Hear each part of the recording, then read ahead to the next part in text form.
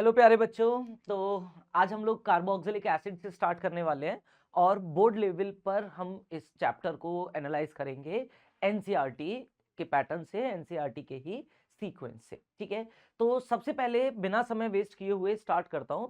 सबसे पहले हम जब कार्बोक्सिलिक एसिड्स को स्टार्ट करते हैं तो हमें सीखना होगा इनका नॉमेनक्लेचर। नाम कैसे लिखा जाता है कार्बोक्सिलिक एसिड्स का।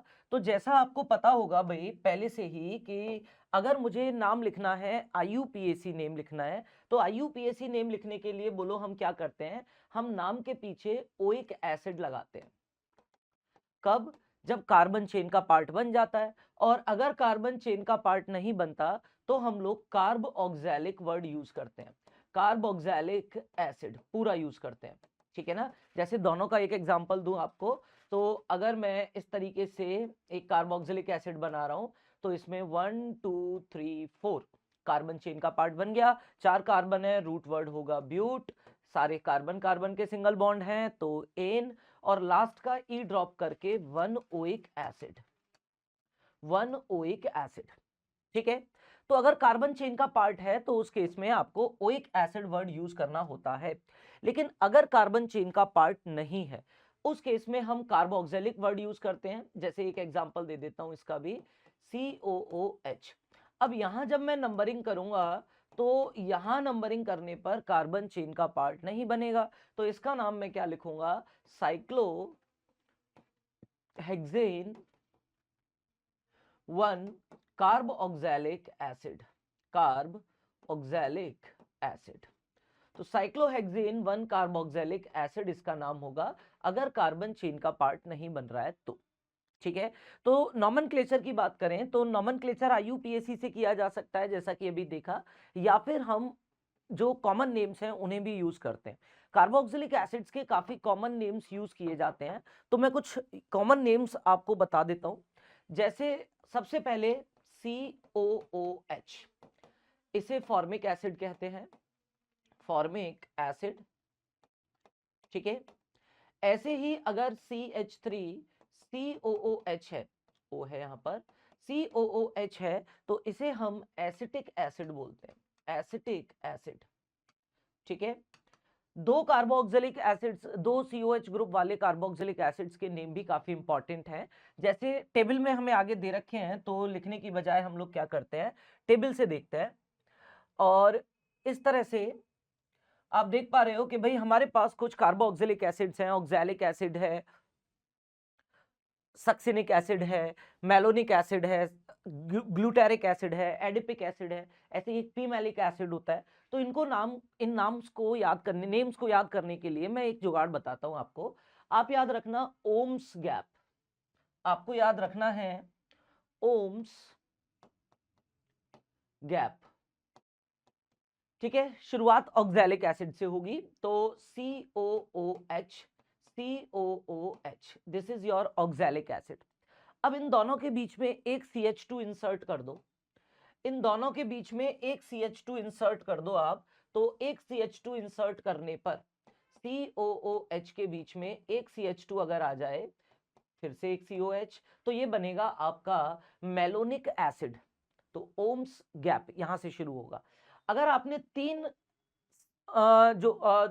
तीसरे नंबर पे सक्सेनिक एसिड है, दो CH2 अगर आपने इंट्रोड्यूस कर दिए, टोटल मिलाकर दो CH2 आपने इंट्रोड्यूस कर दिए लाइक दिस। ठीक है, तो ये बनेगा सक्सेनिक एसिड। 4 कर दिए तो बनेगा ग्लूटारिक एसिड, देख लो यहां पर। तो अगर COOH है, COOH तो ऑक्सैलिक एसिड, एक CH2 आया तो मेलोनिक एसिड, दो CH2 आए तो सक्सेनिक एसिड, 3 CH2 आए तो ग्लूटारिक एसिड, 4 CH2 आए तो एडिपिक एसिड। और ऐसे ही एक होता है आपका, अगर मैं बीच में 5 CH2 इंट्रोड्यूस कर दूं तो वो होता है पीमैलिक एसिड। मैं इधर लिख देता हूं पीमैलिक, डिलीट करने का बड़ा सिस्टम, पीमैलिक एसिड। तो ये इसका फॉर्मूला क्या बनाओगे, COOH, और यहां बीच में CH2 टोटल कितने आ जाएंगे, 5 COOH। क्लियर।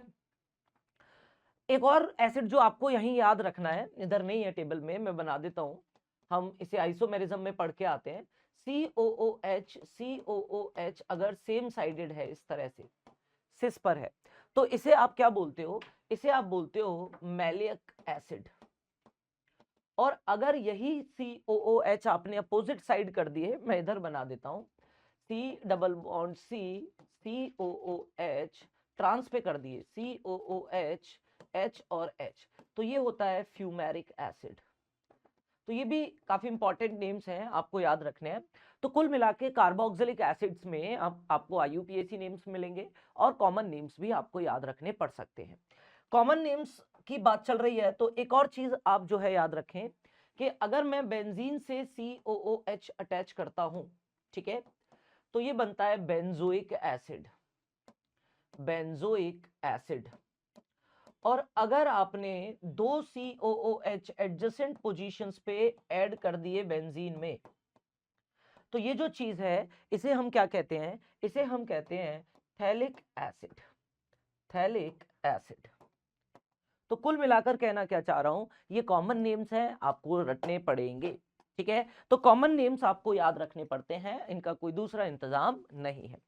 नेमिंग के बाद अगर हम लोग आगे बढ़े इस चैप्टर में तो ठीक है, बेंजोइक एसिड हमें दे रखा है, थैलिक एसिड भी दे रखा है, फिनाइल एसिटिक एसिड एक और है, ठीक है, तो इसे भी आप इसी सिलसिले में ध्यान रख सकते हैं, टेबल दे रखी है नीचे। स्ट्रक्चर ऑफ कार्बोक्सिलिक ग्रुप की अगर हम लोग बात करें तो स्ट्रक्चर कैसा होता है सर, तो ये जो COOH ग्रुप है, ये COOH ग्रुप इसी में देख लेते हैं, C डबल बॉन्ड O और OH, ठीक है, तो इसका रेजोनेटिंग स्ट्रक्चर बन सकता है कैसे, इन इलेक्ट्रॉन्स को आप इधर शिफ्ट करो और ऊपर इलेक्ट्रॉन्स पाई बॉन्ड को ऊपर शिफ्ट करेंगे तो यहां देखो नेगेटिव चार्ज आ जाएगा और यहां डबल बॉन्ड, ठीक है, तो डबल बॉन्ड आएगा तो ये आपका जो है ऑक्सीजन पे, क्योंकि इलेक्ट्रॉन्स इधर चले गए, फॉर्मल चार्ज कितना आ जाएगा, +1 आ जाएगा। तो सबसे पहले अगर मैं इसके रेजोनेटिंग स्ट्रक्चर्स बनाने की बात करूं तो इसका एक रेजोनेटिंग स्ट्रक्चर तो आप ऐसे बना सकते हो, इन इलेक्ट्रॉन्स को ऊपर शिफ्ट कर दो तो ये बनेगा CO नेगेटिव और यहां आ जाएगा पॉजिटिव, यहां पर OH, ठीक है। फिर ये जो ऑक्सीजन के इलेक्ट्रॉन्स हैं इन्हें आगे शिफ्ट कर दीजिए, आगे शिफ्ट करोगे तो इसका अगला जो स्ट्रक्चर बनेगा O- डबल बॉन्ड OH और इस ऑक्सीजन पे प्लस आ जाएगा। क्लियर। तो कार्बन के पास एज सच इलेक्ट्रॉन्स की कोई ज्यादा कुछ खास इलेक्ट्रॉन डेफिशिएंसी फील नहीं होगी कार्बन को, क्योंकि दोनों साइड से जो है आपको इलेक्ट्रॉन मिल रहे हैं, कार्बन को इलेक्ट्रॉन मिल रहे हैं, तो बहुत ज्यादा इलेक्ट्रॉन डेफिशिएंट नहीं है कार्बन कार्बोक्सिलिक एसिड्स के अंदर।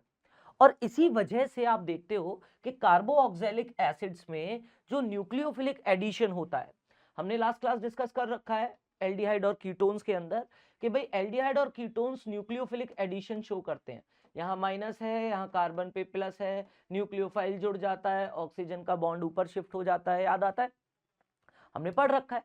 तो ये जो रिएक्शन है न्यूक्लियोफिलिक एडिशन उतना अच्छा शो नहीं करते हैं कार्बोक्सिलिक एसिड, क्योंकि उनका जो कार्बन है, जिस कार्बन पे न्यूक्लियोफाइल को अटैक करना है, वो कार्बन उतना इलेक्ट्रॉन डेफिशिएंट नहीं है जितना एल्डिहाइड और कीटोन्स के अंदर होता है, जिसकी वजह से आप ये देखते हो कि जो न्यूक्लियोफिलिक एडिशन का रेट है वो कार्बोक्सिलिक एसिड्स में काफी कम होता है, ठीक है। बाकी आपको देखकर ऐसा ना लगे कि भाई यहाँ तो दो दो ऑक्सीजन है, इलेक्ट्रॉन खींच रहे होंगे, इंडक्टिव इलेक्ट्रोनेगेटिव है, इस पे तो बहुत ज्यादा प्लस आ रहा होगा और न्यूक्लियोफाइल इस पे बड़े आराम से अटैक कर सकता है, नहीं भाई ऐसा नहीं है, इलेक्ट्रोनेगेटिव जरूर हैं लेकिन रेजोनेंस की वजह से +m की वजह से कार्बन एज सच उतना ज्यादा इलेक्ट्रॉन डेफिशिएंसी फील नहीं करता है, बात समझ में आएगी। तो स्ट्रक्चर की अगर हमने बात करी तो इस तरह से आप 3 रेजोनेटिंग स्ट्रक्चर्स बना सकते हो। साथ में ये जो कार्बन है ये कार्बन sp2 हाइब्रिडाइज्ड होता है, जिसकी वजह से ये जो बॉन्ड एंगल है COOH का, इधर बना देता हूं, COOH में जो बॉन्ड एंगल है वो 120 डिग्रीज के होते हैं। तो ट्राइगोनल प्लेनर ज्योमेट्री होती है कार्बोक्सिलिक ग्रुप की, ट्राइगोनल प्लेनर ज्योमेट्री देखने को आपको मिलती है, ठीक है। मेथड्स ऑफ प्रिपरेशन से कहानी एक्चुअली शुरू होगी भाई, तो आगे बढ़े, ये एक्सरसाइज आप करेंगे, इसमें टेक्स्ट क्वेश्चंस हैं जिनमें आपको IUPAC नेम लिखना है, नहीं आता है तो यू आर वेलकम, आप पूछ सकते हो। और हम स्टार्ट करेंगे चीजों को यहां से भी, कुछ रिएक्शंस पुराने आएंगी, कुछ रिएक्शंस नई हमें देखने को मिलेंगी। तो सबसे पहला जो मेथड ऑफ प्रिपरेशन है वो है from primary alcohols and aldehydes. ठीक है, तो देखो अगर हम एल्कोहल को, प्राइमरी एल्कोहल को, ध्यान देना, 1 डिग्री एल्कोहल को रिएक्ट कराते हैं किसी भी स्ट्रॉन्ग ऑक्सीडाइजिंग एजेंट के साथ। स्ट्रॉन्ग ऑक्सीडाइजिंग एजेंट कौन कौन से? KMnO4H+, K2 ये मीडियम है, एसिडिक मीडियम, K2Cr2O7H+, या फिर मैंने रिएक्शन कराया जोन्स रिएजेंट के साथ जो कि CrO3+H2SO4 होता है। ठीक है, तो इसे आप जोन्स रिएजेंट कहते हो। अभी हम देखेंगे तो यहाँ कहीं पे आपको नाम भी मिलेगा, जोन्स रिएजेंट। तो इनमें से किसी से भी अगर आप रिएक्शन कराओ तो आपको सेम कार्बन नंबर वाला carboxylic acid as a product form होता हुआ दिखाई देगा। कार्बन का नंबर सेम रहेगा, जितने कार्बन प्रोडक्ट रिएक्टेंट में है उतने ही कार्बन आपको प्रोडक्ट में भी मिलेंगे। जैसे आप देख लीजिए यहाँ पर अगर हम रिएक्शन कराते हैं प्राइमरी एल्कोहल्स का, रेडियली ऑक्सीडाइज, बहुत फास्ट इनका ऑक्सीडेशन होता है, और पोटेशियम परमैंगनेट से, K2Cr2O7 से, या फिर जोन्स रिएजेंट से कराने पर बोलो हमें क्या मिलेंगे? कार्बोऑक्जेलिक एसिड्स मिलेंगे। क्या मिलेंगे? कार्बोऑक्जेलिक एसिड्स। और ये रिएक्शन हम ऑलरेडी भी एल्कोहल्स में डिस्कस करके आए हैं भाई। पीपीटी के फॉर्म में हम इसलिए पढ़ रहे हैं, थोड़ा सा फास्ट हो जाएगा, ठीक है, और पूरा चैप्टर अगर कवर करना है तो इस तरह से पढ़ना थोड़ा सा इजी रहता है, कन्वीनियंट रहता है। तो ये पहला मेथड है एल्कोहल्स के ऑक्सीडेशन से। नेक्स्ट मेथड बात करते हैं। ठीक है, अच्छा, एल्डिहाइड का भी ऑक्सीडेशन किया जा सकता है, और एल्डिहाइड तो बेचारे बड़े ही माइल्ड ऑक्सीडाइजिंग एजेंट से भी ऑक्सीडाइज हो जाते हैं, जैसे Tollens reagent, Fehling's reagent, haloform test में भी कार्बोक्सिलिक एसिड्स मिले थे। तो एल्डिहाइड्स काफी इजीली ऑक्सीडाइज हो जाते हैं माइल्ड ऑक्सीडाइजिंग एजेंट से। ठीक है, थोड़ा बता देता हूं यहाँ पे। जैसे अगर मान लो हमारे पास कोई एल्डिहाइड है RCHO डबल बॉन्ड OH, और मैं इसकी रिएक्शन कराता हूं टॉलुइन्स रिएजेंट। टॉलुइन्स रिएजेंट याद है? टॉलुइन्स रिएजेंट, टॉलुइन्स रिएजेंट होता है अमोनिकल सिल्वर नाइट्रेट सॉल्यूशन। तो अमोनिकल सिल्वर नाइट्रेट सॉल्यूशन ऐसे भी लिखा हुआ मिल सकता है, plus NH4OH, this is your Tollens reagent. इससे रिएक्शन कराओगे, ये कन्वर्ट हो जाएगा कार्बोऑक्जेलिक एसिड में। किसमें? कार्बोक्सिलिक एसिड्स में। और एक चीज याद रखना, आगे भी काफी यूज करता रहूंगा, अगर मीडियम बेसिक ले रखा है, टॉलरेंस रिएजेंट जो है वो बेसिक मीडियम में हमने रिएक्शन कराना सीखा उसका, तो बेसिक मीडियम में ये एसिड जो है अपना HOH के साथ दान कर देता है और एक्चुअल में आयंस के फॉर्म में एग्जिस्ट करता है, कार्बोक्सिलेट आयंस के फॉर्म में एग्जिस्ट करता है। ठीक है, तो एल्डिहाइड्स टॉलरेंस रिएजेंट हुआ, ब्रोमीन वाटर हुआ, ऐसे माइल्ड ऑक्सीडाइजिंग एजेंट्स के साथ रिएक्ट कर सकता है, और उनके रिएक्शन से, उनके ऑक्सीडेशन से आपको कार्बोऑक्सिलिक एसिड्स बनते हुए दिखाई देंगे। इसके बाद देखो हमारे पास नेक्स्ट मेथड है, और नेक्स्ट मेथड क्या है? एल्काइल बेंजीन्स का ऑक्सीडेशन। तो ऐसे एल्काइल बेंजीन्स जिनमें बेंजीन से जुड़े हुए एल्काइल ग्रुप पर एटलीस्ट एक हाइड्रोजन होती है, जैसे इसमें देखो बेंजीन से जो एल्काइल जुड़ा है उसमें 3 हाइड्रोजन है। ऐसे ही अगर मैं बना देता इस तरह से, देखो CH2CH3, तो इसमें जो एल्काइल ग्रुप बेंजीन से डायरेक्ट जुड़ा है उसमें 2 हाइड्रोजन है। या मैं ऐसे आइसोप्रोपाइल भी बना सकता हूं इस तरीके से, ऐसे, तो अभी भी एक हाइड्रोजन तो है भाई इसके पास। तो ऐसे एल्काइल ग्रुप्स जिनमें बेंजीन से जुड़े हुए कार्बन पर एटलीस्ट एक हाइड्रोजन होता है, भाई ऑक्सीडाइज किसे करोगे? हाइड्रोजन ही हटता है ऑक्सीडेशन में। तो ऐसे एल्काइल बेंजीन्स का ऑक्सीडेशन करने पर, ऑक्सीडेशन, और ऑक्सीडेशन किससे करेंगे बोलो? ऑक्सीडेशन, ऑक्सीडेशन किससे करेंगे? KMnO4, KMnO4 KOH हीटिंग, यानी बेसिक मीडियम में हम इस काम को करा रहे हैं, हीटिंग। तो ऐसे एल्काइल डेरिवेटिव्स बेंजीन के जिनमें डायरेक्टली एक हाइड्रोजन तो कम से कम जुड़ा है उस एल्काइल ग्रुप से जो कि बेंजीन से डायरेक्ट जुड़ा है, ऐसे एल्काइल बेंजीन्स को जब आप ऑक्सीडाइज करते हो तो मिलते हैं मिलते हैं नहीं, मिलता है कहना चाहिए मुझे, बेंजोइक एसिड सारे केसेस में। चाहे हमारे पास तो वापस से लिखना पड़ेगा, चाहे हमारे पास एक कार्बन वाला ग्रुप है, इससे भी बेंजोइक एसिड मिलेगा। अगर आपके पास दो कार्बन वाला ग्रुप होता, इथाइल बेंजीन होती, तो भी सेम चीज मिलती। अगर आपके पास आइसोप्रोपाइल बेंजीन होती, थ्यूमीन कहते हैं इसको, तो भी आपको बेंजोइक एसिड ही मिलता। हर बार सेम ही प्रोडक्ट इसमें आपको फॉर्म होता हुआ दिखाई देगा। ये तो हुई पहली बात। दूसरी बात, अगर हाइड्रोजन ना हो सर फिर क्या होगा? मान लो अगर मैं तुमसे कहूं कि क्या इसका भी हम सिमिलर ग्राउंड्स पर ऑक्सीडेशन करा सकते हैं, मैकेनिज्म नहीं देख रहे हैं भाई इसका, देखो ठीक है ना, हम रिएक्शन डायरेक्ट देख रहे हैं। ज्यादातर ऑक्सीडेशन रिएक्शंस के हम लोग क्या नहीं देखेंगे, ऑक्सीडेशन और रिडक्शन रिएक्शंस के हम मैकेनिज्म्स नहीं देखा करेंगे। जैसे मान लो ये है आपके पास लगा हुआ है एक टर्ट ब्यूटाइल ग्रुप, तो ये जो कार्बन डायरेक्टली जुड़ा हुआ है बेंजीन से, उसके पास कोई हाइड्रोजन नहीं है, ठीक है। तो अगर आपने इसको KMnO4 KOH के साथ हीट कर दिया तो बेंजोइक एसिड तो मिलने वाला नहीं है भाई। इस बार क्या बनेगा, इस बार ये बॉन्ड इधर से ब्रेक होगा और आपका टर्ट ब्यूटाइल ग्रुप जो है, टर्ट ब्यूटाइल ग्रुप ही ऑक्सीडाइज हो जाएगा। जो आपका टर्ट ब्यूटाइल ग्रुप है उसी का ऑक्सीडेशन हो जाएगा और उसी के ऑक्सीडेशन से आपको इस तरह का एक कंपाउंड मिलेगा, कार्बोऑक्सैलिक एसिड, इस तरह से। तो कुल मिलाकर ये कहना चाह रहे हैं कि ग्रुप ही ऑक्सीडाइज हो जाएगा, जो ग्रुप है उसी का ऑक्सीडेशन हो जाएगा, कार्बन कम रह जाएंगे, लेकिन बेंजोइक एसिड तो नहीं मिलेगा। इसलिए सिर्फ हम प्राइमरी और सेकेंडरी ग्रुप्स को ही इस तरीके से क्या कर सकते हैं, ऑक्सीडाइज कर सकते हैं। और भी छोटे छोटे टुकड़े कार्बोक्सिलिक एसिड्स के हमें मिलेंगे, स्ट्रॉन्ग ऑक्सीडेशन करा दिया अगर बिना हाइड्रोजन वाले एल्काइल ग्रुप का, ठीक है। तो ये सेकंड मेथड है प्रिपरेशन का, जिसको हम देख रहे हैं कि जो एल्काइल बेंजीन्स हैं उनका क्या किया जा सकता है, ऑक्सीडेशन किया जा सकता है। ये आपको दे रखा है, ठीक है, इस तरह से हम इनका ऑक्सीडेशन कर सकते हैं। इसके बाद देखो नेक्स्ट हमारे पास क्या मेथड है, नेक्स्ट मेथड है नाइट्राइल्स और अमाइंस का ऑक्सीडेशन। इसको देख लेते हैं भाई। तो नाइट्राइल्स और अमाइड्स जो है वो एसिडिक और बेसिक दोनों मीडियम्स में ऑक्सीडाइज किए जा सकते हैं, क्या बनाने के लिए, कार्बोऑक्सिलिक एसिड्स बनाने के लिए। पहले आपको मैं प्रोडक्ट बना के दिखा दूं किस तरह से बनता है। तो RC ट्रिपल बॉन्ड N, ये तो हो गया तुम्हारा नाइट्राइल। और जब इसको तुम ऑक्सीडाइज कराते हो, हाइड्रोलाइज करते हो, या तो बेसिक मीडियम में कर लो या तो एसिडिक मीडियम में कर लो, और हाइड्रोलिसिस इसका करना है, तो हमें कार्बोऑक्सैलिक एसिड्स मिलते हैं।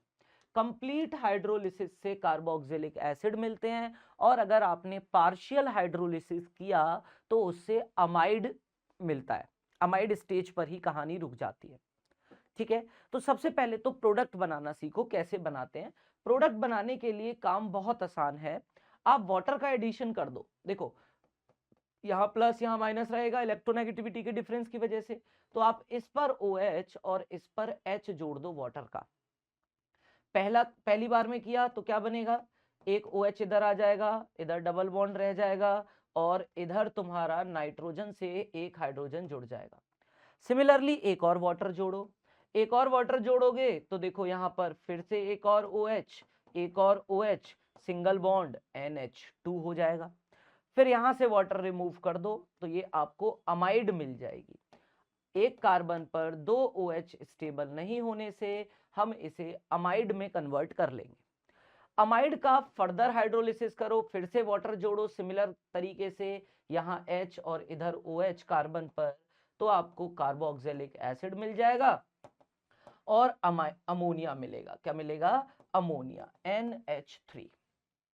तो ये फाइनल प्रोडक्ट्स मिल जाएंगे। बट ठीक है, हम इतना जो है दिमाग नहीं लगाएंगे, हम तो डायरेक्टली जो C ट्रिपल बॉन्ड N है उसे ब्रेक करके इस कार्बोक्सिलिक एसिड बना देंगे। जैसे RC ट्रिपल बॉन्ड N है, इसे यहीं से ब्रेक कर दो, N को अलग करके कार्बोक्सिलिक एसिड बना दो। अगर एसिडिक मीडियम में है तो कार्बोक्सिलिक एसिड बनाओ, और बेसिक मीडियम में है तो कार्बोक्सिलेट आयन बनाओ, कोई दिक्कत नहीं। ठीक है। मैकेनिज्म की बात करें कि कैसे ये रिएक्शन होती है, हालांकि इतना मैकेनिज्म इंपॉर्टेंट नहीं है इसका, फिर भी थोड़ा सा सुन लो कि भाई RC ट्रिपल बॉन्ड N है अपने पास, रिएक्शन कराई इसकी किसके साथ, वाटर के साथ, OH माइनस की प्रेजेंस में, वाटर से मैं हाइड्रोलिसिस करा रहा हूं। तो देखो सबसे पहले स्टेप में OH इधर आएगा, ये बॉन्ड इधर शिफ्ट हो जाएगा, तो क्या मिलेगा आपको, RC, यहां तो OH आ गया, यहां डबल बॉन्ड N और N पर आ जाएगा नेगेटिव चार्ज, क्या आ जाएगा, नेगेटिव चार्ज। ये इलेक्ट्रॉन्स जो है पूरी तरह से इस साइड शिफ्ट हो जाएंगे। बाद में क्या होगा, बाद में आप इसको वाटर से प्रोटोनेट कर दो, वाटर को एक H इस नाइट्रोजन को दे दें तो ये इस फॉर्म में कन्वर्ट हो जाएगा, OH डबल बॉन्ड NH। फिर इसको आप टॉटोमराइज कर लो, इसका टॉटोमर बना लो, ये H इधर, ये H इधर, ये वाला बॉन्ड ऑक्सीजन के साथ, ये हाइड्रोजन नाइट्रोजन के साथ, बन गया अमाइड। तो रिएक्शन को इस स्टेज पर भी रोका जा सकता है, अमाइड पर भी, माइल्ड कंडीशंस लेकर। लेकिन अगर हमने माइल्ड कंडीशंस नहीं ले रखी हैं तो ये अमाइड फर्दर हाइड्रोलाइज हो जाएंगे और ये बॉन्ड इधर से ब्रेक करके आप OH कार्बन की तरफ और हाइड्रोजन नाइट्रोजन की तरफ लगा के अमोनिया को एज ए लिविंग ग्रुप बाहर कर दोगे। ठीक है, तो वाटर का ही ये एडिशन हुआ है, तो ये ammonia as a living group क्या होगा, बाहर हो जाएगा।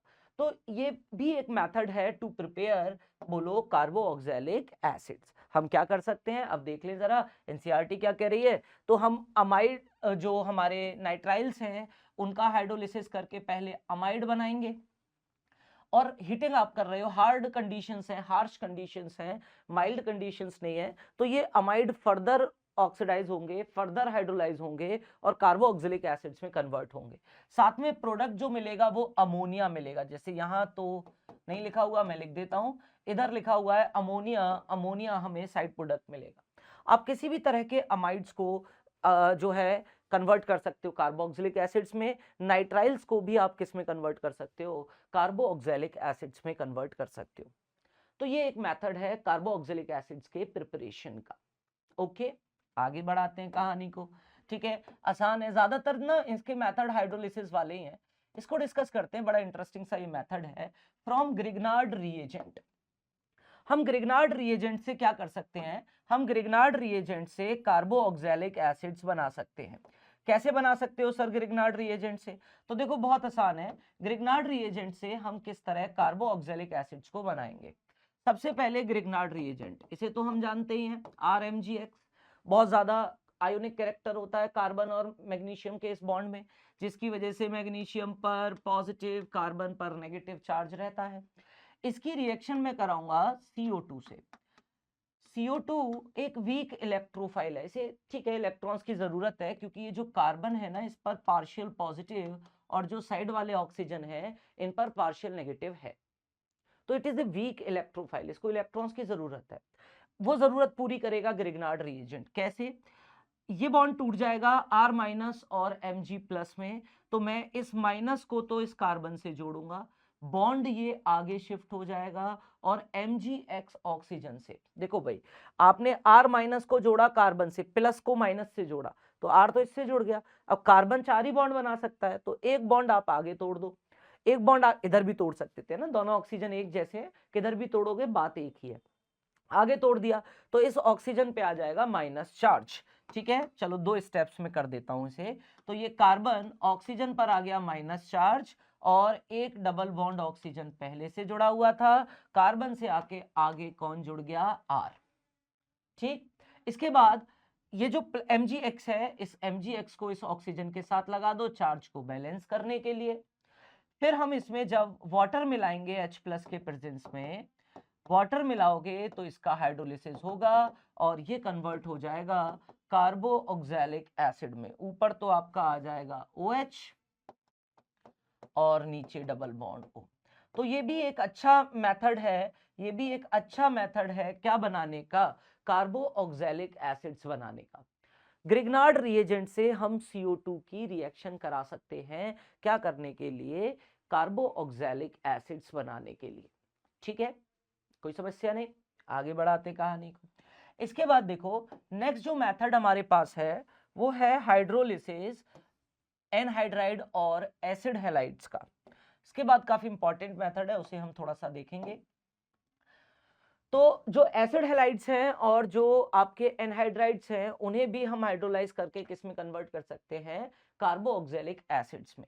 न्यूक्लियोफिलिक एडिशन ही है बेसिकली ये reaction. RC double bond OCl reaction करा रहा हूं वाटर के साथ, बेसिक मीडियम में भी करा सकता हूं और एसिडिक मीडियम में भी करा सकता हूं। तो बेसिक मीडियम में मान लो मैंने ये रिएक्शन कराई OH- से, तो ये कार्बन पर अटैक करेगा, बॉन्ड ऊपर शिफ्ट हो जाएगा, न्यूक्लियोफिलिक एडिशन होगा। तो ये बनेगा RO- और ये OH जुड़ जाएगा, एक Cl पहले से जुड़ा हुआ है। अब ये तो प्रॉब्लम हो गई भाई, कार्बन के यहाँ पे मैंने जो है 4 बॉन्ड कंप्लीट किए, लेकिन ऑक्सीजन के ऊपर क्या आ गया, चार्ज आ गया। अब ये ऑक्सीजन अपना चार्ज बैलेंस करने के लिए वापस कार्बन को इलेक्ट्रॉन देगा, इन दोनों में से किसी एक को बाहर जाना पड़ेगा as a leaving group. OH- leaving group की तरह नहीं जा सकता, क्योंकि उसकी कंसंट्रेशन अच्छी खासी है मीडियम में, या वाटर एक्वस मीडियम में हमने वाटर ही तो ले रखा है, तो water as a leaving group तो बाहर नहीं जा सकता भाई, क्योंकि रिएक्टेंट में उसका अमाउंट ज्यादा है। किसको जाना पड़ेगा, क्लोरीन को, तो Cl- बाहर हो जाएगा और RC double bond OH carboxylic acid मिलेगा।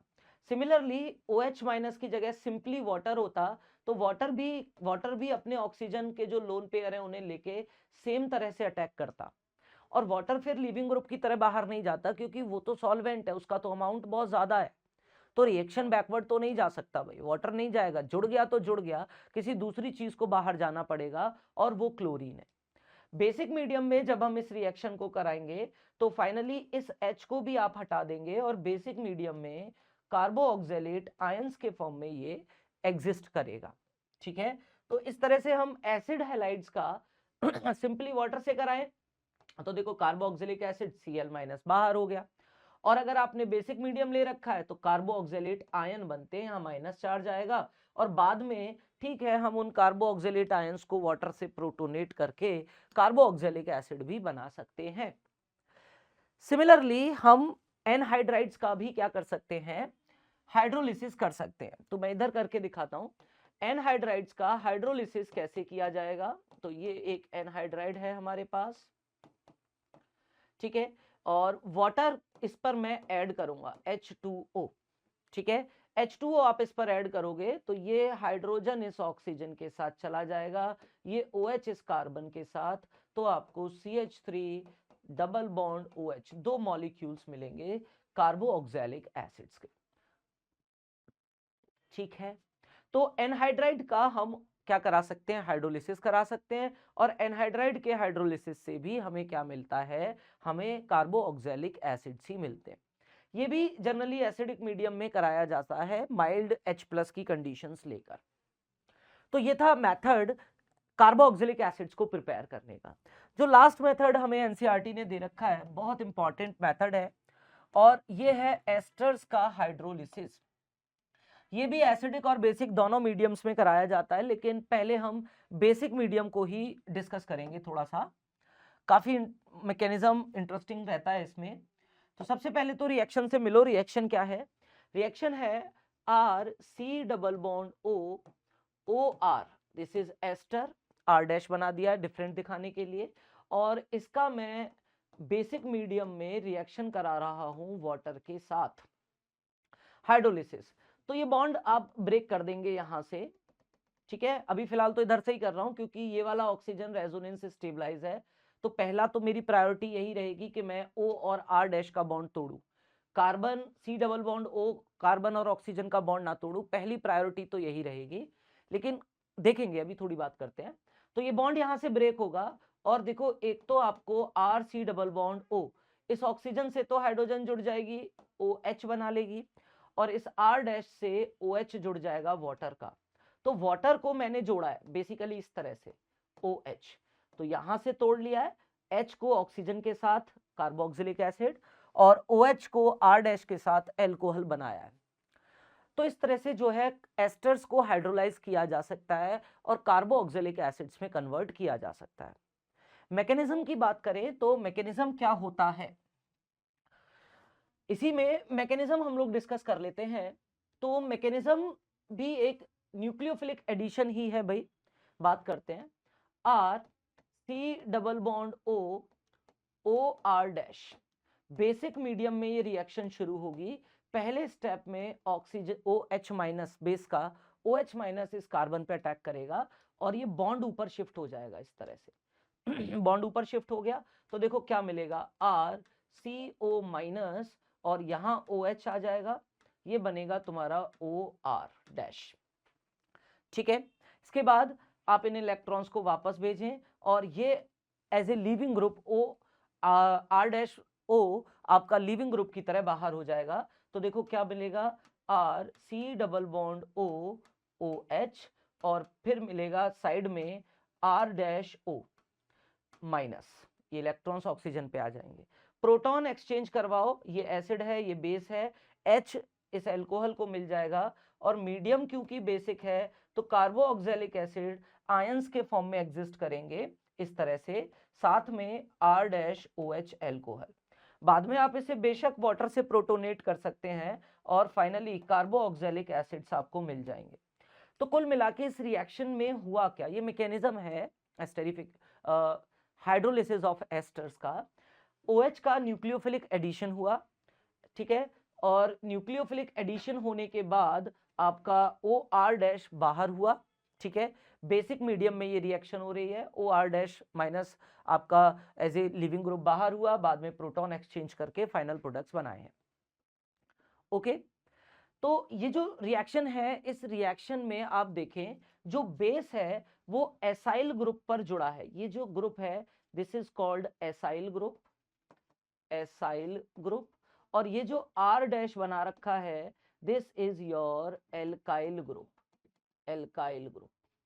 तो जो OH है वो असाइल पर सब्स्टिट्यूट हुआ है और क्योंकि OH बेस है तो इस रिएक्शन का शॉर्ट नेम भी है भाई एक, इसे हम BAK2 कहते हैं, BAK2, BAK2, ठीक है ना। BAK2 क्यों, क्योंकि देखो B से बेस, AC से असाइल ग्रुप और 2 इसलिए क्योंकि इस रिएक्शन की जो RDS है, जो RDS है जो आपका ये जुड़ा OH माइनस, इसमें दोनों की जरूरत पड़ती है। ये दिस इज RDS, ये रिएक्शन की RDS है, तो बेस भी चाहिए और एस्टर भी चाहिए। तो रेट जो है, रेट इस रिएक्शन का होता है K concentration of ester raise to power 1 and concentration of base raise to power 1।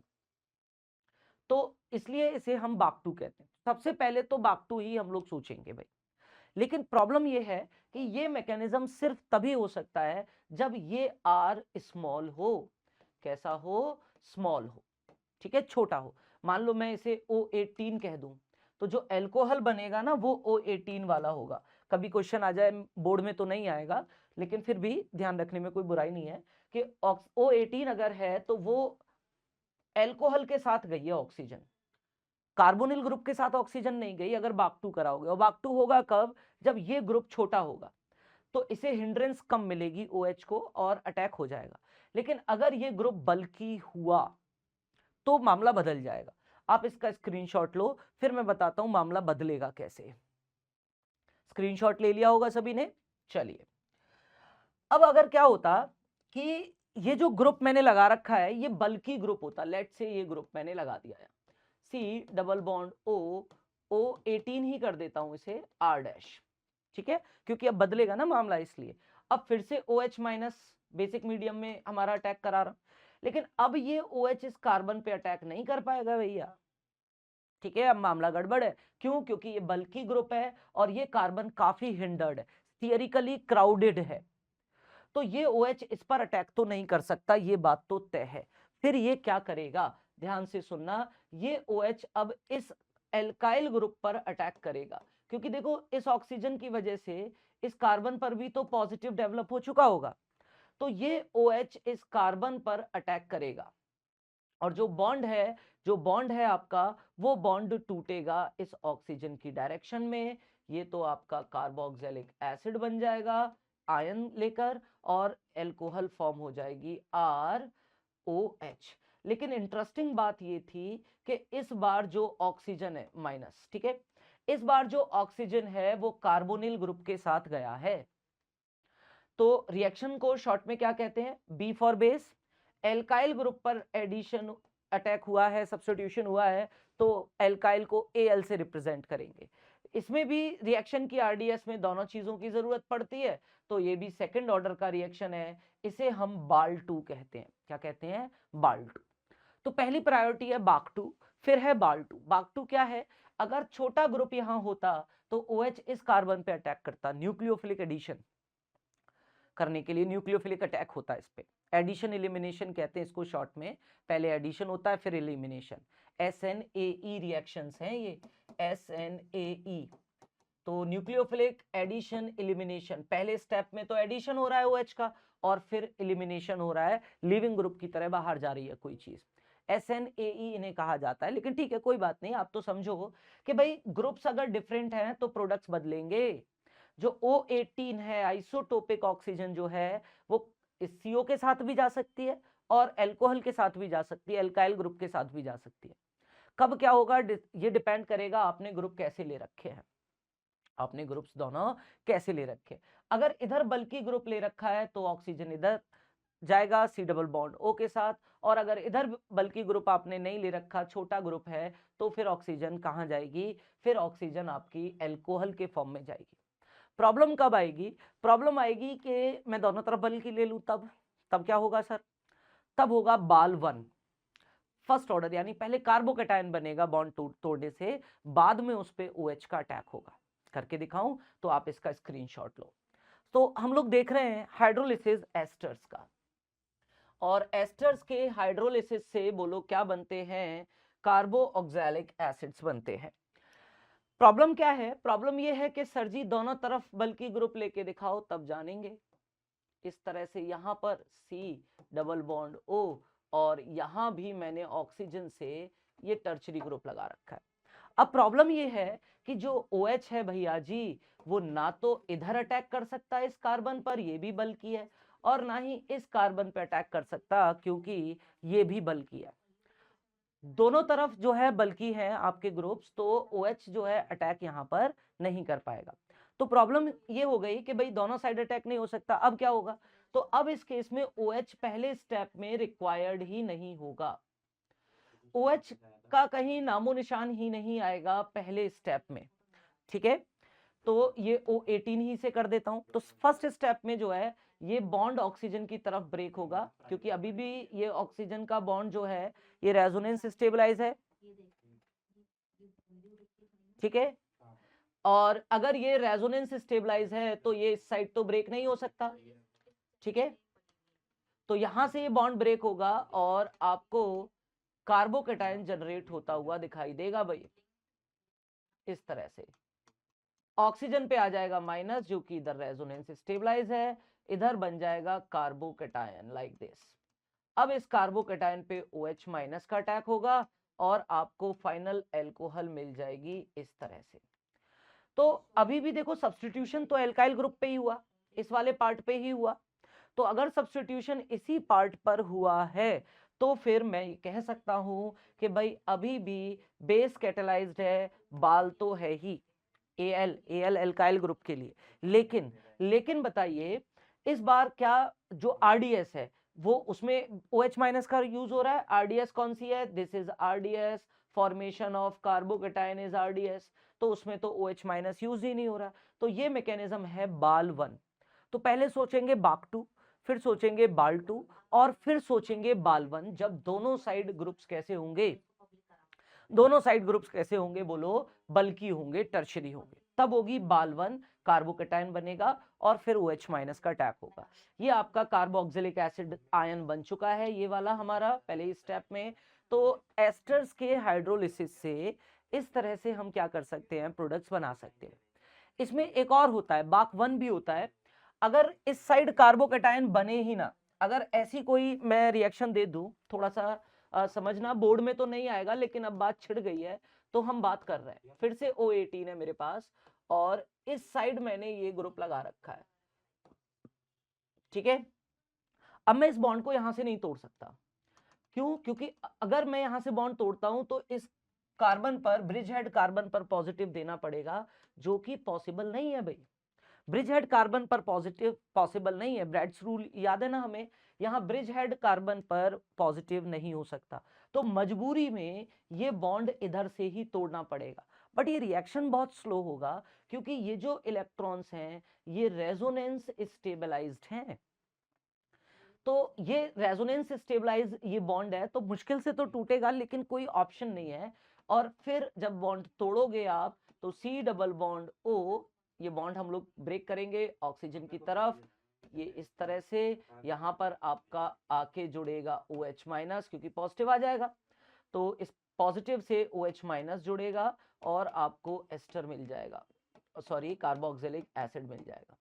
साथ में ये O माइनस और इसके साथ ये पूरा बाइफिनाइल ग्रुप जाएगा।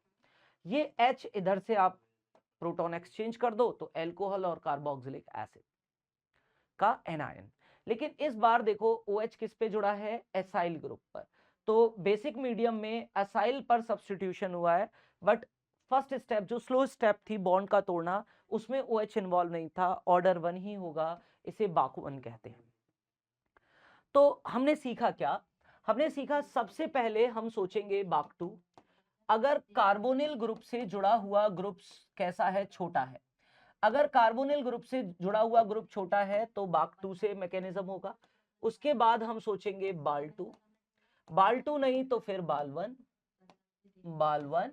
और सबसे लास्ट में मजबूरी में होगा बाक1। अगर इधर कार्बोकेटायन बन ही नहीं सकता तो फिर लास्ट स्टेप, लास्ट रास्ता है कि भाई मैं उधर से ब्रेक कर लूं। ठीक है, तो ये है एसिड आपके एस्टर्स का हाइड्रोलिसिस, बेसिक मीडियम में हमने इसे कवर किया। और एक इंपॉर्टेंट है, तो आपको प्रोडक्ट बनाना आना चाहिए कि अगर आपको दे दिया ऑक्सीजन के साथ इधर उधर 18 लिख के, तो किधर ऑक्सीजन को भेजोगे। बोर्ड के पॉइंट ऑफ व्यू से बोलूं तो बहुत ज्यादा आपके सिर में दर्द नहीं होने वाला है, क्योंकि सिंपल आपके जो है एस्टर्स मिलेंगे रिएक्शन कराने के लिए।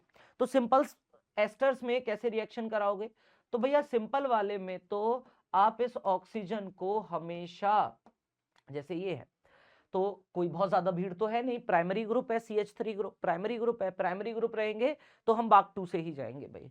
तो अब जब आप इस पे रिएक्शन कराओगे, let's say this is O18, basic medium में मैं वाटर के साथ हाइड्रोलाइज कर रहा हूं, तो ये जो OH है इस OH को आप इस कार्बन पे ही अटैक कराओ और इस ऑक्सीजन को एल्काइल ग्रुप के साथ भेजो, तो CH3 C double bond OH और इधर CH3O18 माइनस, बाद में ये प्रोटॉन, ये वाला एसिड का प्रोटॉन एक्सचेंज कर दो तो ये तो CH3 अल्कोहल में कन्वर्ट हो जाएगा O18H, ठीक है, और ये तुम्हारा कार्बोऑक्सिलेट आयन के फॉर्म में एक्वस सॉल्यूशंस में एग्जिस्ट करेगा।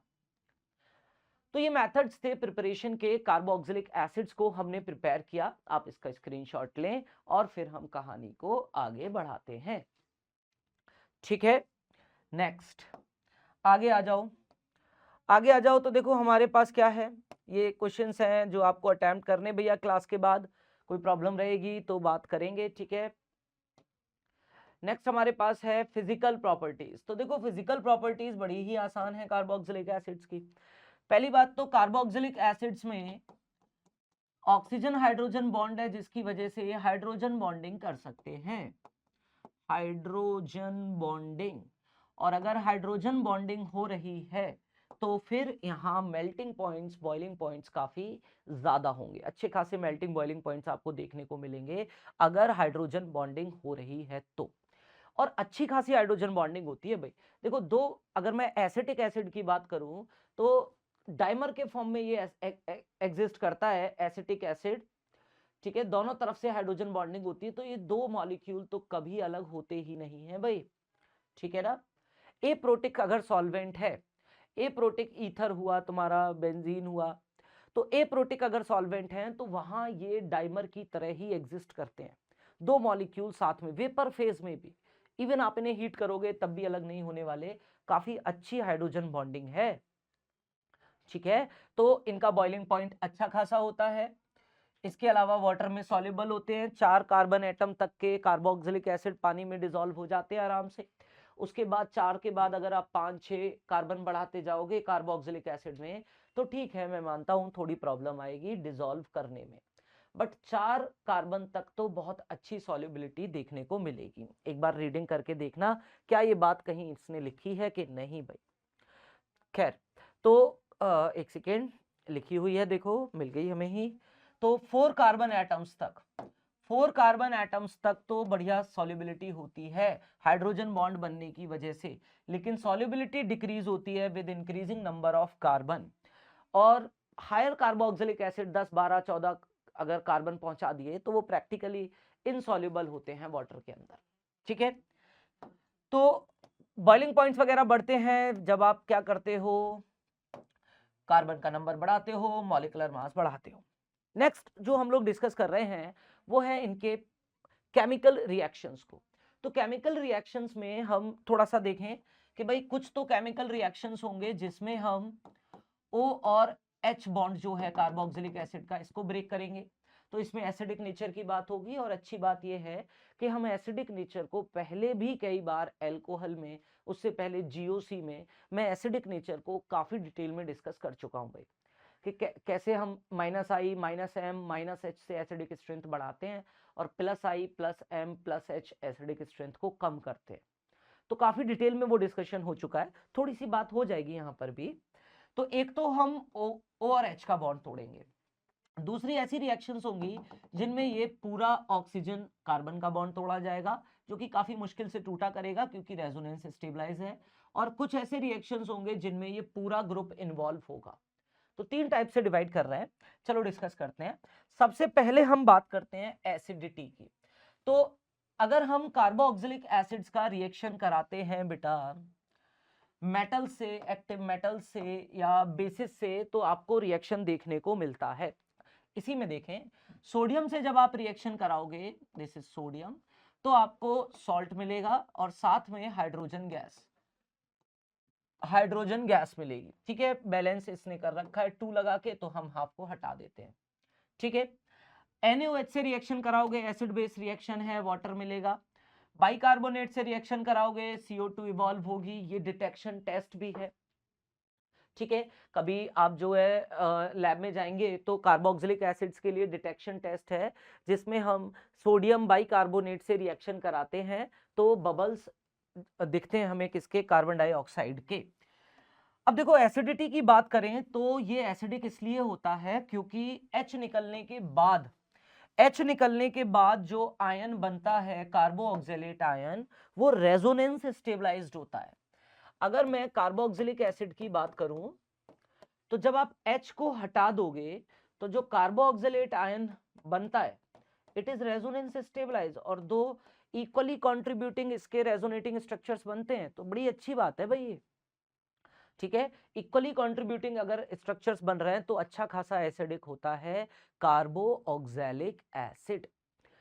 ठीक है, Ka ऑलरेडी हम लोग जानते हैं, KH Ka इक्विलिब्रियम से। ठीक है, तो एसिडिक स्ट्रेंथ को कंपेयर करवाएगा, बोलेगा Ka के हिसाब से अरेंज करो, pKa के हिसाब से अरेंज करो। तो ऑलरेडी देखो, अगर हम Ka की बात करें तो जितना ज्यादा एसिडिक नेचर होगा उतना ही Ka भी ज्यादा होगा, और pKa उल्टा होता है, pKa होता है negative log of Ka।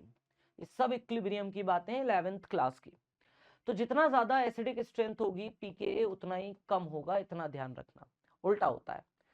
Stronger the acid smaller will be the pKa, और weaker the acid larger will be the pKa। Opposite चलेगा, इनवर्सली प्रोपोर्शनल चलेगा।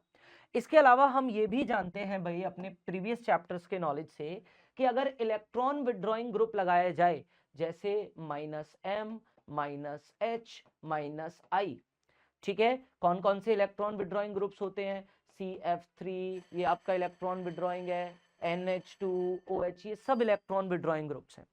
तो अगर आप इलेक्ट्रॉन विड्रॉइंग ग्रुप लगाते हो तो वो एसिडिक स्ट्रेंथ को बढ़ा देगा, एसिडिक स्ट्रेंथ को बढ़ा देगा। और अगर आपने इलेक्ट्रॉन डोनेटिंग ग्रुप्स लगाए तो वो एसिडिक स्ट्रेंथ को कम कर देंगे, जैसे एल्काइल ग्रुप्स हैं तुम्हारे, ये इलेक्ट्रॉन डोनेटिंग ग्रुप है। ठीक है, तो एसिडिक स्ट्रेंथ को कौन बढ़ा रहा है कौन कम कर रहा है ये हमने ऑलरेडी देख रखा है अपने प्रीवियस नॉलेज से, अल्कोहल्स में भी बात हुई थी। एक दो क्वेश्चन अगर हमें यहाँ से करने को मिले तो बात बने थोड़ी सी। देखो कुछ क्वेश्चंस लगाते हैं यहाँ से, जैसे मान लो हमें दिया जाए कि भाई CH3 CH2 COOH CH3 CCl2 COOH CH3 CF2 COOH और CF3 COOH, एक और बना लेता हूं CCl3 COOH। बोले कि बताओ इनमें से ज्यादा एसिडिक कौन है और कम एसिडिक कौन है, तो बहुत आसान है। अरे गायब हो गए भैया ये सब, तो खैर दोबारा से लिखते हैं चलो। तो CH3 CH2 COOH और अब CH3 CH2 CH2 COH, अब अलग हो सकते हैं भैया क्योंकि मैं भूल गया क्या लिखा था। CH3 CCl2 COOH कंपैरिजन करना है तो वो तो हम कर ही लेंगे। CF3 COOH और एक बना लेता हूं CCl3 COOH। ठीक है, इन्हें हम एसिडिक स्ट्रेंथ के ऑर्डर में लगाएं तो आप देखो जो COH है उससे जुड़े हुए ग्रुप्स के बारे में सोचो। ये जो CCl2 है ये -I शो करेगा, ये CF3 भी -I शो करेगा, CCl3 भी -I शो करेगा, CH3 CH2 +I शो करेगा और ये वाला ग्रुप भी भैया +I ही शो करने वाला है। तो प्लस वाले तो एसिडिक स्ट्रेंथ को कम कर देंगे और माइनस वाले बढ़ा देंगे। तो सबसे स्ट्रॉन्ग माइनस किसका है? CF3 का। सबसे ज्यादा एसिडिक ये होगा, पहला नंबर इसको दे दिया। दूसरे नंबर पे CCl3 वाला, इसको दे दिया। तीसरे नंबर पे ये होगा और ये दोनों कम करना चाहते हैं तो ज्यादा कम कौन कर देगा? जिसका स्ट्रॉन्गर +I होगा। तो सबसे कम एसिडिक ये होगा, दैट मीन्स फोर्थ नंबर पर ये आएगा और फिफ्थ पर ये जाएगा। इस तरह के क्वेश्चंस हमने बहुत अटेम्प्ट किए हैं जीओसी में और अच्छे लेवल के। तो मैंने बहुत इजी बनाया यहाँ पर क्योंकि मैं डिस्कशन नहीं करना चाह रहा हूँ एसिडिक स्ट्रेंथ का। जीओसी में हमने बहुत अच्छे लेवल के इस तरह के क्वेश्चंस डिस्कस किए हैं। ऑर्थो इफेक्ट बेंजोइक एसिड के लिए एसिडिक स्ट्रेंथ को बढ़ा देता है, तो काफी कुछ बातें हुई हैं वहां। हाल फिलहाल में आप बोर्ड लेवल पर इतने से ही हमारा काम चल जाएगा कि अगर +I है तो एसिडिक स्ट्रेंथ कम होगी और अगर -I है तो in that case acidic strength क्या होगी? बढ़ जाएगी। This is the first chemical property of carboxylic acid, that is acidic strength. और भी चीजों से अगर आप कार्बोऑक्सैलिक एसिड्स को रिएक्ट कराओ तो सिमिलर तरीके से रिएक्ट करते हैं। कुछ और रिएक्शंस करके दिखाता हूं। COOH अगर मैं रिएक्शन कराऊं NaNH2 के साथ तो यहां पर भी ये H देगा। NH2- एक स्ट्रॉन्ग बेस है, NH2- is a strong base, तो क्या बनेगा? RC double bond O- Na+ charge balance करने के लिए सॉल्ट और ये बन जाएगा अमोनिया। NH3 में कार्बोऑक्सिलिक एसिड का एक H लगेगा तो ये क्या बन जाएगा? अमोनिया। ऐसे ही देखो अगर मैं ग्रिग्नार्ड के साथ इसकी रिएक्शन कराऊं तो ग्रिग्नार्ड के साथ भी सिमिलर ग्राउंड्स पे रिएक्शन करा सकता हूं। MgX इधर प्लस लगा दो भैया, इधर माइनस लगा दो, यहाँ प्लस यहाँ माइनस, इसका प्लस माइनस से, इसका माइनस प्लस से, और देखो क्या बनेगा? RC double bond O minus minus से कौन जुड़ जाएगा? MgX चार्ज को बैलेंस करने के लिए। और बताइए CH3- से H जुड़ेगा, CH4 मीथेन बन जाएगा।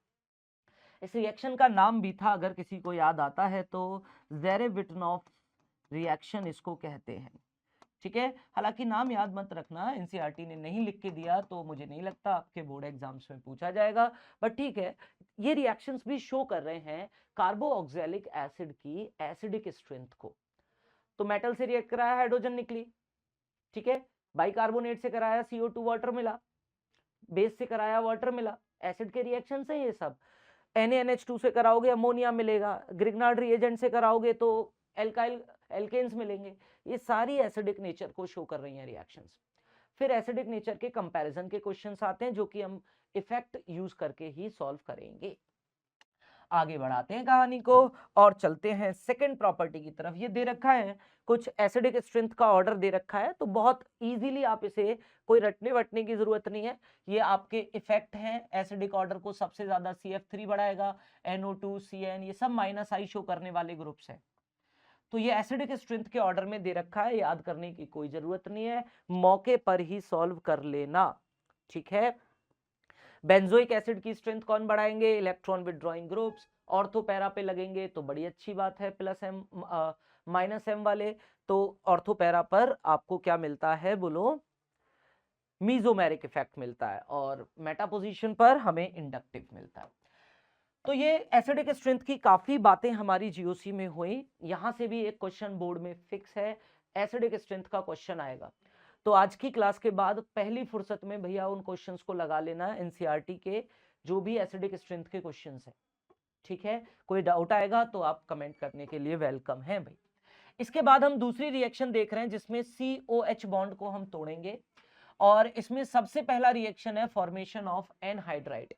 आसान सी रिएक्शन है, कार्बोक्सिलिक एसिड्स को किसी डिहाइड्रेटिंग एजेंट के साथ मिनरल एसिड और विद P2O5 डिहाइड्रेटिंग एजेंट्स, अगर हम डिहाइड्रेटिंग एजेंट्स के साथ हीट करते हैं कार्बोक्सिलिक एसिड्स को, तो भैया जी एक वाटर मॉलिक्यूल ये लूज कर देते हैं, दिस H2O चला जाएगा और इस ऑक्सीजन के थ्रू ये दोनों जुड़ जाएंगे, एनहाइड्राइड बन जाएगा, इसे हम एनहाइड्राइड कहते हैं। काफी सुन रखा है इसका नाम, आज पहली बार इसे प्रिपेयर कर रहे हैं। कार्बोक्सिलिक एसिड्स को जब आप हीट करते हो डिहाइड्रेटिंग एजेंट्स के साथ, तो वो एक वाटर मॉलिक्यूल लूज कर देते हैं, और वाटर मॉलिक्यूल को लूज करके ऑक्सीजन के थ्रू जुड़ जाते हैं, this is a oxide linkage. Anhydrides में ये जो ऑक्सीजन दिख रहा है ये एक ऑक्साइड लिंकेज है, ऑक्सीजन के थ्रू ये दोनों जुड़ जाएंगे और जो प्रोडक्ट फॉर्म होता है उसे हम एनहाइड्राइड कहते हैं, क्लियर। इसके बाद नेक्स्ट इंपॉर्टेंट रिएक्शन है, बोर्ड के पॉइंट ऑफ व्यू से तो काफी इंपॉर्टेंट है, एस्टेरिफिकेशन। इसका मैकेनिज्म भी है। एस्टेरिफिकेशन में क्या होता है, हम लोग कार्बोक्सिलिक एसिड्स को रिएक्ट कराते हैं एल्कोहल्स के साथ, ठीक है। H+ हमेशा ये बेसिक मीडियम में बिल्कुल भी नहीं हो सकता, हमेशा ये एसिडिक मीडियम में होता है। देखो जब हमने एस्टर को हाइड्रोलाइज किया था और उससे कार्बोक्सिलिक एसिड्स बनाए थे, जिसमें काफी समय भी दिया हमने, BAK1 BAK2 BAL1 BAL2, तो वहां रिएक्शन एसिडिक और बेसिक दोनों मीडियम्स में कराया जा सकता है। बट आप ध्यान रखें, एस्टेरिफिकेशन सिर्फ एसिडिक मीडियम में होता है, बेसिक में नहीं होता। उसका बड़ा सिंपल सा लॉजिक है कि क्यों नहीं होता सर ऐसा, अगर मैं मीडियम बेसिक रखता हूं तो ये जो कार्बोक्सिलिक एसिड है ना, ये अपना HOH को दे देता है और कार्बोक्सिलेट आयन में कन्वर्ट हो जाता है, और अगर ये कार्बोक्सिलेट आयन में कन्वर्ट हो गया तो फिर मैं इससे एस्टर नहीं बना सकता भाई, ठीक है ना। ये आगे फर्दर इस बॉन्ड को मैं नहीं तोड़ पाऊंगा एस्टर बनाने के लिए।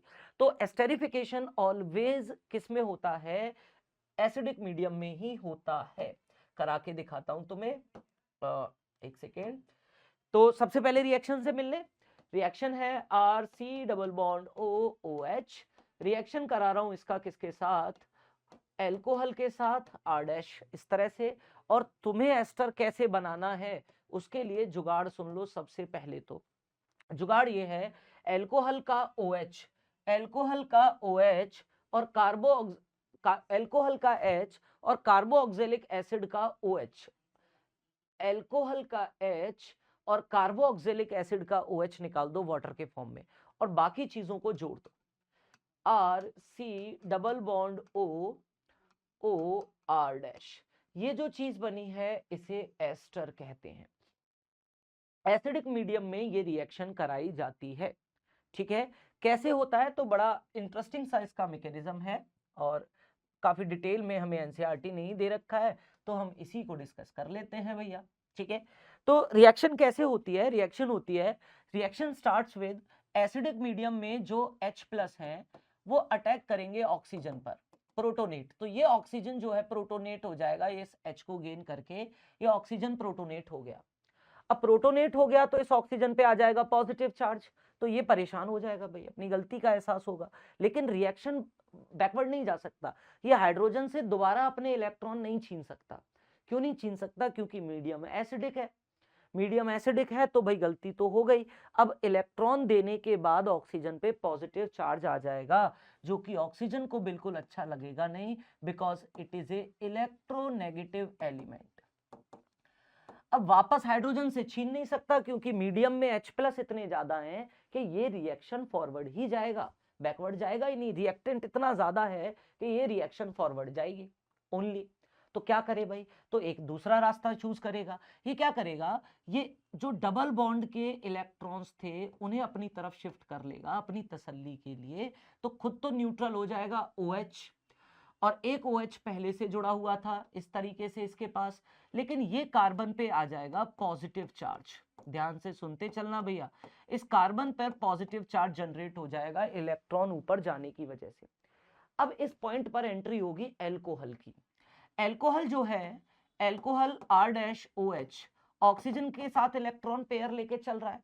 ये ऑक्सीजन इलेक्ट्रॉन देगा इस कार्बन को, इसकी भूख शांत करेगा, और ऑक्सीजन हाइड्रोजन के ऑक्सीजन कार्बन के बीच में क्या बनेगा, बॉन्ड। लेकिन प्रॉब्लम क्या है कि इससे फिर से ऑक्सीजन पर पॉजिटिव चार्ज डेवलप हो जाएगा। कोई प्रॉब्लम नहीं, इस बार हाइड्रोजन से छीन लेगा इलेक्ट्रॉन, क्योंकि भैया ये स्टेप बैकवर्ड नहीं जा सकता। एल्कोहल वाला स्टेप तो बैकवर्ड, एल्कोहल वाला H तो निकाला जा सकता है, ये वाली स्टेप बैकवर्ड नहीं जाएगी। तो यहां से H लेकर ये तो ऑक्सीजन तसल्ली में आ गया, और आपका जो है एक कार्बन पर दो दो OH डेवलप हो गए। इसके बाद क्या होगा, इसके बाद जो H आपने यहां से निकाला है वो बराबर वाले ऑक्सीजन से जुड़ेगा, वाटर एक लिविंग ग्रुप की तरह बाहर हो जाएगा, और ऑक्सीजन डबल बॉन्ड वापस से जनरेट कर लेगा इसके साथ। या तो इसे ऐसे समझ लो प्रोटॉन ट्रांसफर के बाद, या फिर एक चालाकी करो, चालाकी ये करो कि इसी पॉइंट पर ये कह दो एक कार्बन पर दो OH स्टेबल नहीं है, तो मैं एक H2O यहां से रिमूव कर दूंगा। एक H2O यहां से रिमूव कर दूंगा तो R C double bond OR-, ये बन गया आपका एस्टर। ठीक है, हालांकि एक्चुअल मैकेनिज्म तो वही है कि पहले वाटर निकलेगा, फिर ऑक्सीजन इलेक्ट्रॉन वापस से देगा कार्बन को, फिर प्रोटॉन ट्रांसफर के बाद जो है ये वापस से क्या बना लेगा, एल्कोहल बना लेगा, एस्टर बना लेगा। बट ठीक है, कोई दिक्कत नहीं, आप इस स्टेप को इग्नोर करके यहीं इसी पॉइंट पर ये कह दो कि दो OH स्टेबल नहीं है, निकाल दो एक वाटर, वाटर निकाल दिया और अपना प्रोडक्ट बना दिया एस्टर। शॉर्टकट क्या है, शॉर्टकट तो फिर वही है भैया। शॉर्टकट क्या है, शॉर्टकट ये है कि आप कार्बोऑक्जेलिक एसिड से तो OH उड़ाएं, कार्बोऑक्जेलिक एसिड से तो OH उड़ा दो, और एल्कोहल से H उड़ा दो, R-। एल्कोहल से H और कार्बोऑक्जेलिक एसिड से OH उड़ा के बाकी चीजों को जोड़ दो, ज्यादा लोड लेने की जरूरत है नहीं है। तो R- इस तरह से आपका एस्टर जनरेट हो जाएगा। वो तो मैकेनिज्म पूछ ले सिर्फ तभी लिखना पड़ेगा आपको, वरना अगर प्रोडक्ट बनाना है तो प्रोडक्ट तो ऐसे ही बना के आओगे। ठीक है, आगे बढ़ते हैं, कुछ छोटे छोटे और रिएक्शंस हैं उन्हें डिस्कस कर लें। अच्छी बात यह है कि इन रिएक्शंस से भी हम पहले मिल चुके हैं, सिमिलर टाइप के रिएक्शंस हैं। देखो RC डबल बॉन्ड OOH। अच्छा, इस पे मैं रिएक्शंस पे पहुंचूं पहले, उससे पहले आप एक बात याद करो, याद करो वो दिन जब हम लोगों ने कार्बोऑक्जेलिक एसिड से पहले एल्कोहल्स में प्रॉपर्टीज को डिस्कस किया था। एल्कोहल का रिएक्शन PCl5 से कराया, OH हटाया, Cl लगाया। SOCl2 से कराया, OH हटाया, Cl लगाया। PCl3 से कराया, OH हटाया, Cl लगाया। सिमिलर रिएक्शन मैं यहां कराने वाला हूं भाई, बिल्कुल सेम। और ये हम दो जगह पढ़ के आए हैं, एक तो हमने ये देखा था हेलो एलिन्स और हेलो एल्केन्स के प्रिपरेशन में, और एक हमने ये डिस्कस किया था एल्कोहल्स के अंदर। सिमिलर रिएक्शन है, कुछ भी नया नहीं है मेरे पास कहने के लिए, तो मैं जल्दी से ये काम करा देता हूं। इसका रिएक्शन कराओ PCl3 से, OH हटाओ, Cl लगाओ, ये प्रोडक्ट बनेगा। ठीक है, मैकेनिज्म को नहीं डिस्कस कर रहे हैं भैया। इसके बाद इसकी रिएक्शन कराओ PCl5 से। अच्छा, साइड प्रोडक्ट्स अलग अलग बनते हैं, PCl3 के केस में H3PO3 बनता है, याद है, यहाँ दे ही रखे हैं। तो H3PO3 बनता है PCl3 के केस में। देखो PCl5 के केस में POCl3 और HCl बनता है। तो काम तो वही हो रहा है, OH हट रहा है, Cl लग रहा है। SOCl2 से भी काम वही होगा, OH हटेगा, Cl लगेगा। OH हटाना है, Cl लगाना है। इसके बाद नेक्स्ट रिएक्शन है अमोनिया के साथ। तो एसिड बेस रिएक्शन होती है, इसमें भी ज्यादा दिमाग आपको इस्तेमाल करने की जरूरत नहीं पड़ेगी।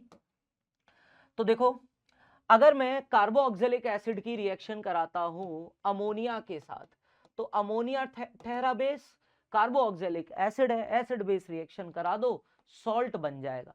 ये अपना एक H देगा अमोनिया को, तो खुद तो C double bond O minus में कन्वर्ट हो जाएगा, और अमोनिया एक H एक्सेप्ट करके अमोनियम आयन में कन्वर्ट हो जाएगा।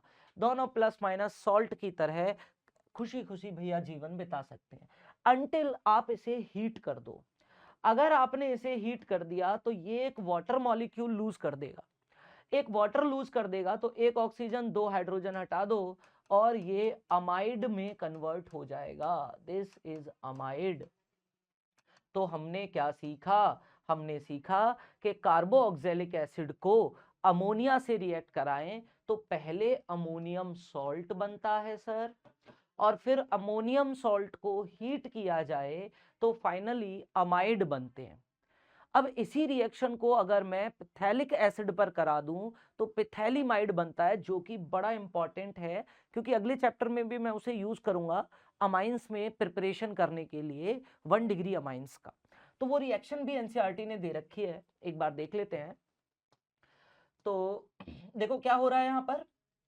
सबसे पहले स्टेप में हमने क्या किया, सबसे पहले स्टेप में एक्सेस ऑफ अमोनिया से, दिस इज NH3, रिएक्शन कराया, तो यहां पर भी OH हटके NH4 और यहां पर भी आपका एसिड बेस रिएक्शन, तो ये बन गया अमोनियम पिथैलेट सॉल्ट।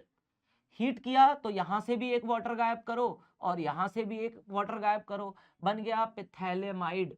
ठीक है, स्ट्रॉन्ग हीटिंग करी तो एक NH3 और गायब करना पड़ेगा यहां से, और इस नाइट्रोजन के साथ इसे जोड़ दोगे तो ऐसा दिखाई देगा।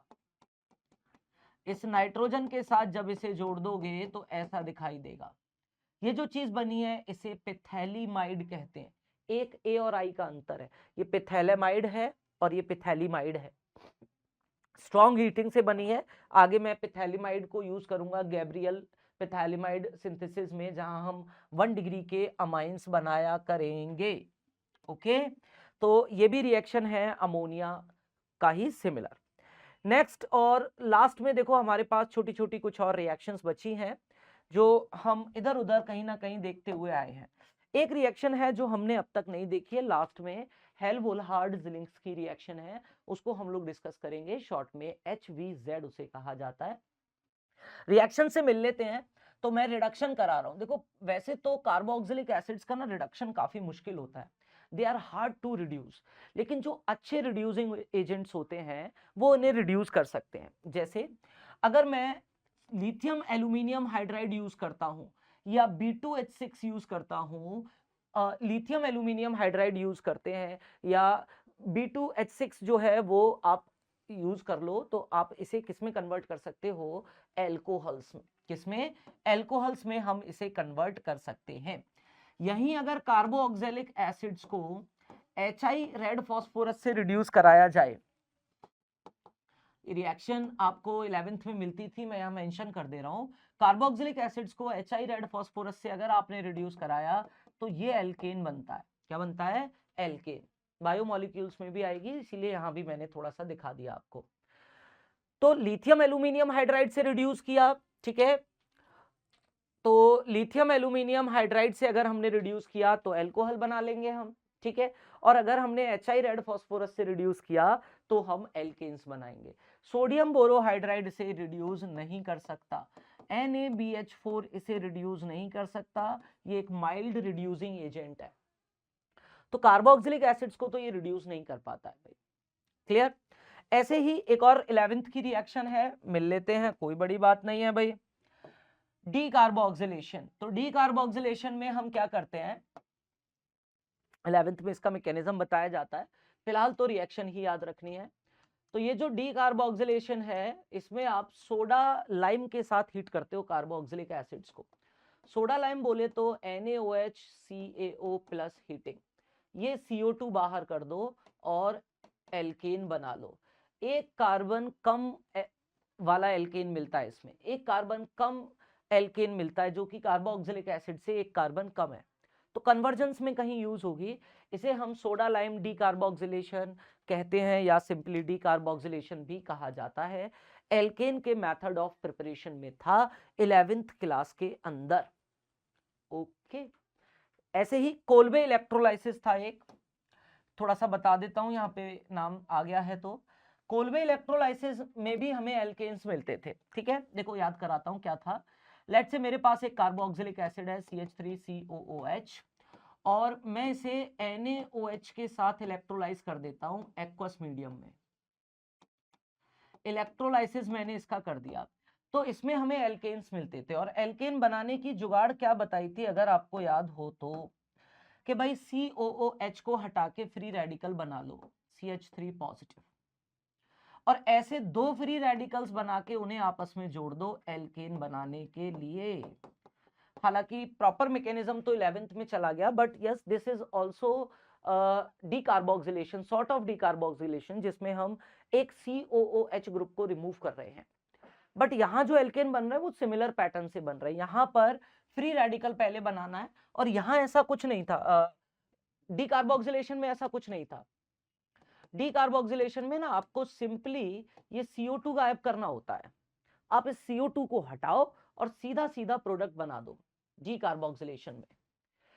लेकिन कोलबे में ऐसा नहीं करते हैं। अगर आपसे कोलबे इलेक्ट्रोलाइसिस करवा रहा है तो आपको फिर फ्री रेडिकल बना के ही प्रॉब्लम को सॉल्व करना है।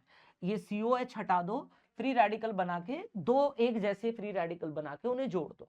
एक और करा देता हूं, जैसे मान लो इधर करते हैं, ये होता CH3CH2COOH और NaOH के साथ इलेक्ट्रोलाइज कराता, इसे NaOH के साथ इलेक्ट्रोलाइज कराता तो ये CO2 आप उड़ा दो और फ्री रेडिकल बना लो भैया, बन गया फ्री रेडिकल।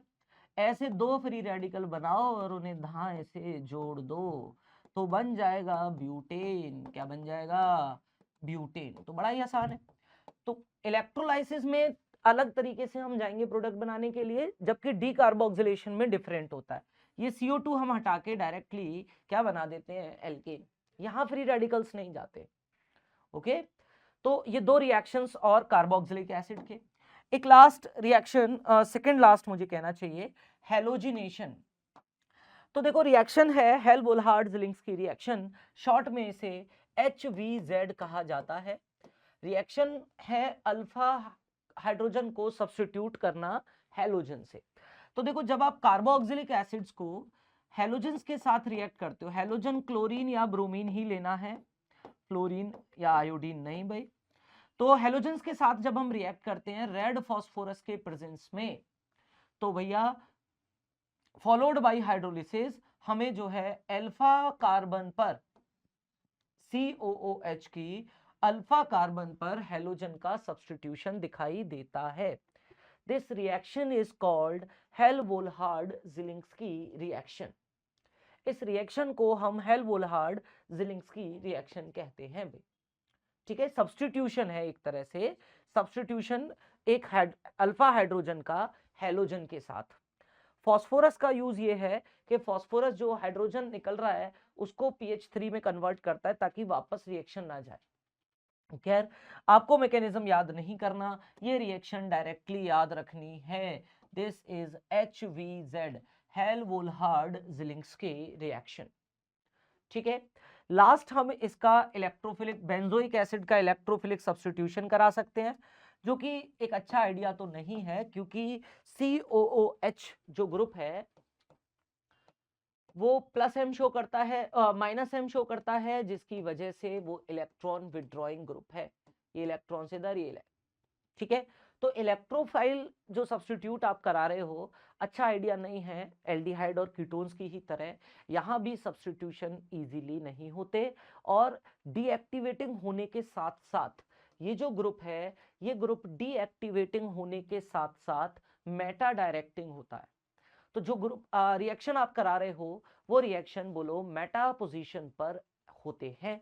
कैसे? तो देखो आप नाइट्रेशन करा सकते हो, नाइट्रेशन कराओगे तो नाइट्रेशन कराने में मेटा पर NO2 जुड़ेगा। नाइट्रेशन याद है ना, पिछले कई चैप्टर्स में हो चुका है। Concentrated HNO3, concentrated H2SO4, Meta position पर, मेटा डायरेक्टिंग है ये। ठीक है, मेटा डायरेक्टिंग क्यों है? क्योंकि जब ये इलेक्ट्रॉन ऊपर शिफ्ट होंगे तो ऑर्थो पैरा पे तो पॉजिटिव घूमेगा भाई। तो जो इलेक्ट्रोफाइल आ रहा है उस इलेक्ट्रोफाइल को एक ही जगह मिलेगी, वो है Meta position. So this is Meta directing.